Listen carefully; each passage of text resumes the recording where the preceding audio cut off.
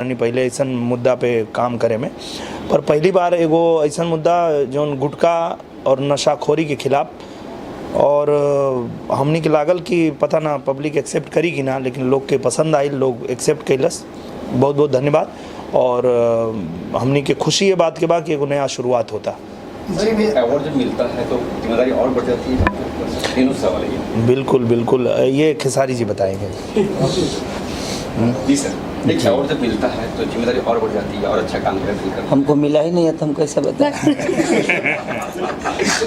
हमको मिलेगा तो बताएंगे। अब जब हमको नहीं मिला है तो हम कैसा समझ में आया कि जिम्मेदारी क्या होती है। बिया भैले नहीं खे मेहरारू के जिम्मेदारी पूछता रहा। बिया होके दो तो हम जिम्मेदारी सब बताएंगे, क्योंकि देखिए अनुभव होता है। जब आदमी का शादी होता है तो अनुभव होता है कि शादी के बाद इंसान की जिम्मेदारी क्या होती है। हम कंवारे हैं तो हमें क्या समझ में आएगा कि बीवी का मतलब क्या होता है। तो वो सारी चीज़ें, हमें कोई अवार्ड मिला नहीं है, मिलेगा तो हम ज़रूर बताएंगे आपको अनुभव। मिलेगा तो सोचूंगा जो अनुभव होता क्या है। अभी तो सोच ही नहीं रहा हूँ। हम काम किए, सबसे बड़े अवार्ड हमारे लिए काम की है। हाँ, और आप लोग चाहते हैं तो इनको पहले दीजिए, अवार्ड दीजिए, उसके बाद पूछिए, है ना। सबसे बड़ी चीज़ कि हमारी ऑडियंस हमें अवार्ड देती है। बाकी अवार्ड तो हमारी खुशी के लिए होता है। हमारे जैसे हमारे माँ बाप हमारे खुशी के लिए अगर कोई कपड़ा खरीद देते हैं, तो उस तरह अवार्ड कराने वाले हमारे गार्जियन होते हैं। और हमारी खुशी के लिए हमें, अगर हम पढ़ के अगर अच्छा मार्क्स लेकर आते हैं तो हमें मास्टर एक डिग्री देता है।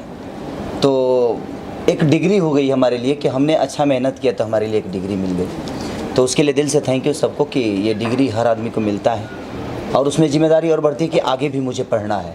उसी तरह हर आदमी उस डिग्री को पाने के बाद एक स्टेप आगे पढ़ने की कोशिश करता है और उससे भी बेहतर करने की कोशिश करता है। जी, सबरंग समारोह आज 14 साल है, जिसमें कुलदीप श्रीवास्तव जी, मधुबन राज जी मिलकर पूरा और भी सारे टीम मिलकर काम कर रहे हैं और एक छत्र के नीचे सारी भोजपुरी इंडस्ट्री को एक साथ एकत्रित करने का एक मुहिम चला रहे हैं, एकजुट होने। ये सबरंग जो अवार्ड फंक्शन है सिर्फ ही मधुवेंद्र और हमारे कुलदीप जी की नहीं है, ये पूरी भोजपुरी समाज की है। और भोजपुरी समाज के लिए अगर इन दोनों ने अगर ये बीड़ा उठाया है तो इनकी तहे दिल से शुक्रिया अदा पूरी भोजपुरी समाज को करना चाहिए। मैं भी करता हूँ।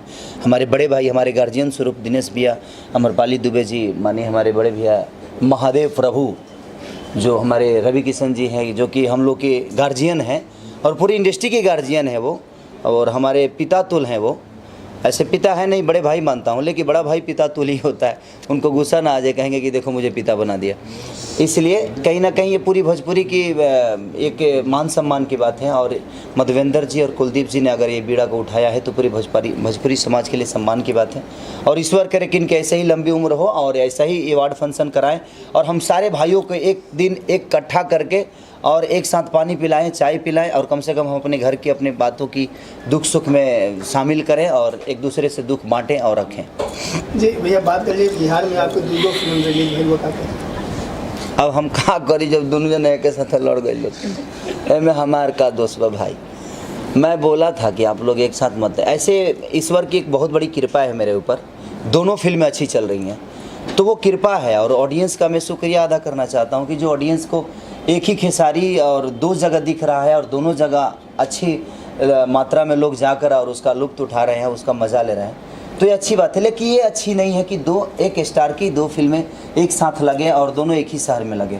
तो अब एक आदमी के दो जगह बारात जाई तो तन कन्फ्यूजन तो ये जाई कि भाई कौना बारात में ढेर व्यवस्था बहु में चलल जाओ। तो वह स्थिति है कि एक अगर दुल्हा का दो बारात अगर एक ही शहर में आएगा तो थोड़ी सी कन्फ्यूजन होगी पब्लिक को, जब किस बारात में जाकर अपना भूख को मिटाएं, किस में अच्छी खाना है।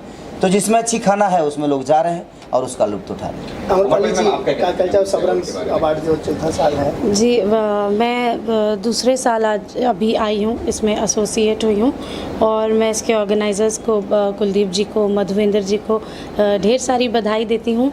और ये बहुत अच्छा काम वो लोग कर रहे हैं। जब कोई अवार्ड मिलता है किसी टेक्नीशियन को या किसी आर्टिस्ट को, तो उसे आगे बढ़ने का, आगे काम करने का आगे काम करने की ताकत बहुत ज़्यादा मिल जाती है।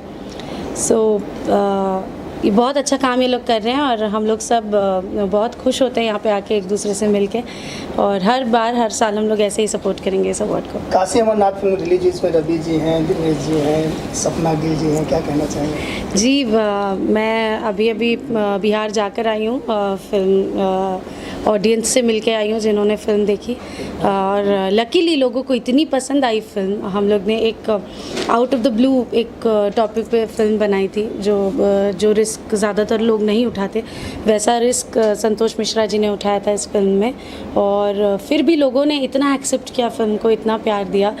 तो अब हम लोग को हिम्मत मिलती है कि हम अलग अलग तरीके के सब्जेक्ट्स को बना सकते हैं भोजपुरी में, और मैं बहुत खुश हूँ कि फ़िल्म इतनी सक्सेसफुल है। जी दिनेश जी, बात कर जाए 2 नवंबर एक खास थीम बाटे मॉरिशस खातिर कि पहला जहाज उत्तर भारत को, यूपी बिहार के जो लोग वहाँ पे पहली बार कदम रखे थे, 2 नवंबर दिन था। तो कल 2 नवंबर प्रवासी घाट पे प्रवासी दिवस मनाया जा रहा है, कहाँ के कल 2 नवंबर को प्रवासी दिवस मनाया जा रहा है मॉरिशस में।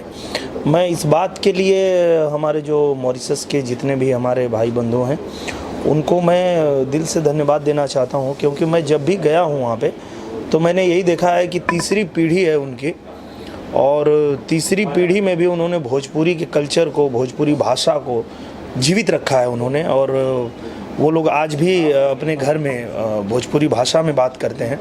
हमारे कल्चर को उन्होंने ख़त्म नहीं होने दिया वहाँ पे। तो इस बात की बहुत बहुत खुशी है हमें, और हम बहुत बहुत शुभकामना देते हैं उनको कि, और ये तो दुनिया जानती है कि यूपी बिहार के लोग जहाँ भी जाते हैं तो वहाँ एक नई दुनिया बसा देते हैं, और वो दुनिया बहुत ही सुंदर होती है।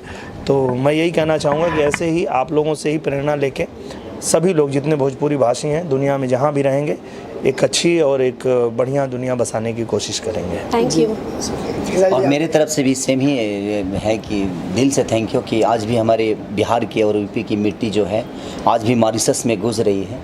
तो मैं उस मिट्टी को सलाम करता हूँ जो हमारे बिहार यूपी की है, जो आज भी वहाँ एक सुगंध की तरह फैली हुई है पूरी मॉरिशस में।